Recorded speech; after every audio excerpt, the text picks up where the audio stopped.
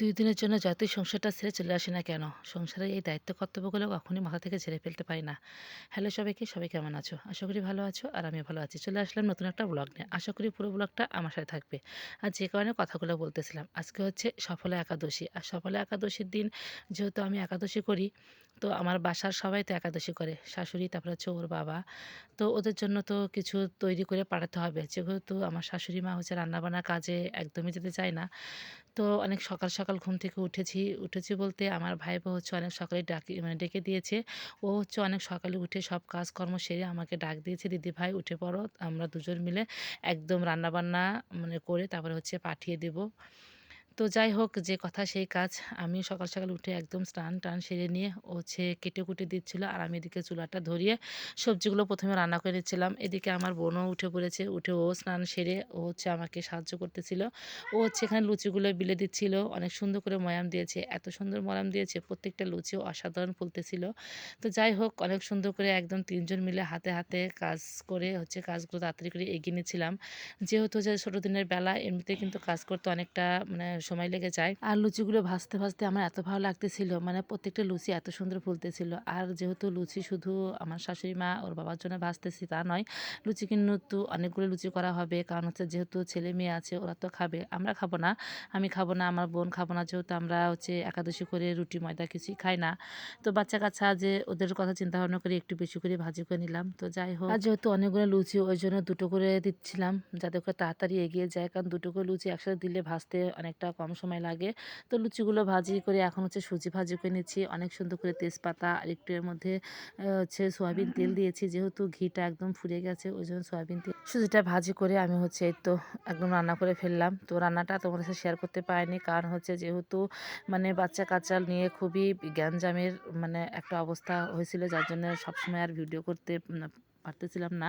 তো এদিকে রান্নাবান্না প্রায় কমপ্লিট। এখন শুধু কপির তরকারিটা রান্না করতেছিলাম। আর এই কপির তরকারিটা কিন্তু আমার ভাইবো রান্না করতেছিল। ও হলো শেষের দিকে ওর বাচ্চাটা কান্নাকাটি শুরু করেছে। যার জন্য আমি একটু বসে ভিডিও করে নিলাম। আর তোমাদের সাথে একটু শেয়ার করে নিলাম। যাই হোক, কপির তরকারিটা কিন্তু অনেক সুন্দর হয়েছে। আর কালারটা যা হয়েছে না, খেতেও অনেক ভালো লেগেছে। তো যাই হোক, এ তো কপির তরকারি এখানে হয়েছে একদম মাখো, মাখো তরকারি। এখানে সুজিটা রান্না করে নিয়েছি। এখানে সবজি রান্না করেছি। তো এখানে লুচি আছে। তো সবকিছু একদম প্যাকেট করে নিতেছিলাম। এই তো অনেকগুলো লুচি একদম প্যাকেট করে নিয়েছি। ফুলকো, ফুলকো লুচি। আর এখানে টিফিন ক্যারিয়ারতে নিয়েছি ১ বাটি হচ্ছে সুজি। এখানে হচ্ছে সবজি তরকারি। আর একটা বাটিতে হচ্ছে এই তো কপির তরকারি নিয়ে নিয়েছি। সবকিছু একদম প্যাকেটিং করে এখন হচ্ছে আমার ভাইয়ের কাছে দিয়ে দিব। ও হচ্ছে গিয়ে দিয়ে আসবে। যেহেতু খুব একটা সময় লাগে না। ওই ২৫ থেকে ৩০ মিনিটের মতো লাগে। তো যাই হোক, ওকে হচ্ছে বিদায় করে দিয়ে এখন আমি একটু চলে আসলাম কাকির বাসায়। যেহেতু পাশাপাশি একই বাড়ি। তো এখানে হচ্ছে কাকাতো বোন অনেকগুলো মিষ্টি হচ্ছে গুছিয়ে রাখতেছে। ওরা যেহেতু মিষ্টির কাজকর্ম করে, তো অনেকগুলো আজকে হচ্ছে মিষ্টি বানাইছে। তো সেই মিষ্টিগুলো থালে ঢেলে রেখেছিল। এখন মিষ্টিগুলো ঠান্ডা হয়ে গেছে। তো সেইগুলোই একদম থাল থেকে নামিয়ে অনেক সুন্দর করে গামলাতে গুছিয়ে রাখতেছিল। আর আমিও একটু তোমাদের সাথে শেয়ার করে নিলাম। মিষ্টিগুলো দেখতে এত সুন্দর মনে হচ্ছে যে এখনই একদম টাটকা মিষ্টি একটুখানি ভেঙে খায়। কিন্তু সেটা তো আর সম্ভব না। যেহেতু মিষ্টি ভেঙে খেলে সেটা আর বিক্রি করা সম্ভব না। তো এর জন্য তোমার সাথে একটু শেয়ারও করে নিলাম। আমিও একটু দেখতেছিলাম আর অনেক ভালো লাগতেছিল।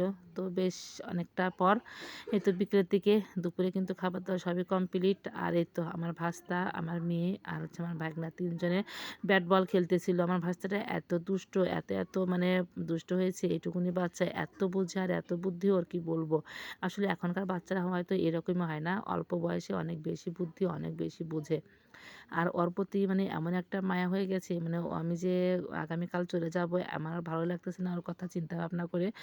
ও তো ছাড়বেই না। ও যাওয়ার সময় এতটা কান্নাকাটি করবে, এখন থেকে আমি একটা টেনশনের মধ্যেই আছি। তো যাই হোক, ওর খেলাধুলা একটু তোমাদের সাথে শেয়ার করে নিলাম। আর এখানে হাঁস, আমার কাকিমা হচ্ছে হাঁস পেলেছে ২ টো। ২ টো না, অনেকগুলোই পেলেছিল। সবগুলোই হাঁস একদম খেয়ে নিয়েছে ওই শিয়ালে, তারপরে হচ্ছে গাবড়ায়। তো যাই হোক, ২ টো হাঁস বেঁচে আছে। আর দেখো, যেহেতু বিকেল হয়ে গেছে ওরা হচ্ছে ওদের গন্তব্যস্থলে ফিরে আসতেছে। আসলে মানুষই বলো আর জীবজন্তুই বলো, সারাদিন যে যেখানে থাকুক না কেন, দিন শেষে কিন্তু অবশ্যই তাদের গন্তব্যস্থলে চলে আসে, তাই না? তো এদিকে প্রায় সন্ধ্যা হয়ে গেছে।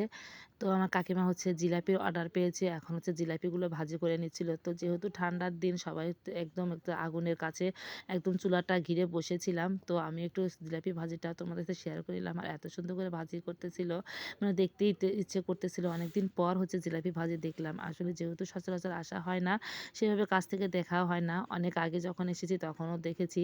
তো কাকিমা এই তো জিলাপি ভাজতেছিল অনেক সুন্দর করে। আর এই তো এক পিঠ হয়ে গেছে। এখন হচ্ছে আরেক পিঠ উল্টে দিচ্ছে ভাজি করার জন্য। এদিকে জিলাপি ভাজা করার আগেই কিন্তু শিরাটাও করে নিয়েছে। অনেক সুন্দর করে চিনি দিয়ে শিরা করে নিয়েছে। আর একে, একে তো সবগুলোই জিলাপি উল্টে পাল্টে দিচ্ছিল। যেহেতু এক পিঠ ভাজা হয়ে গেছে, আবার আরেক পিঠও ভাজা হয়ে গেছে।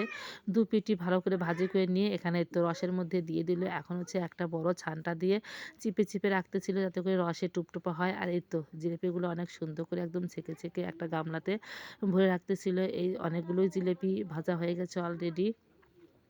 আর এই গরম জিলাপি খেতে কিন্তু বেশ মজা লাগে। যদিও আজকে আমি খেতে পারবো না, একাদশী করেছি। তো যাই হোক, অনেকগুলো জিলাপি এদিকে ভেজে রেখেছে এক গামলা। অনেক সুন্দর করে গুছিয়ে নিয়েছি। আরও কিছু জিলাপি ভাজবে, এখনো ভাজা শেষ আর হয়নি। এই চুলার পাড়টা একদম সারাদিন লোকজন দিয়ে গমগমায় থাকে। কারণ একের পর এক লোক আসে, একটুখানি বসে গল্প করে আবারও চলে যায়। এটাই হচ্ছে গ্রাম। গ্রামে হচ্ছে সবাই সবার বাড়িতে যায়, গল্পগুজব করে। এটাই হচ্ছে আনন্দ। আর এইগুলোর জন্যে বারবার ফিরে আসতে ইচ্ছে করে, সবার ভালোবাসা পেতে ইচ্ছে করে। তো আজকের ভিডিওটা এ পর্যন্তই। জানি না তোমাদের কাছে ভিডিওগুলো কেমন লাগতেছে।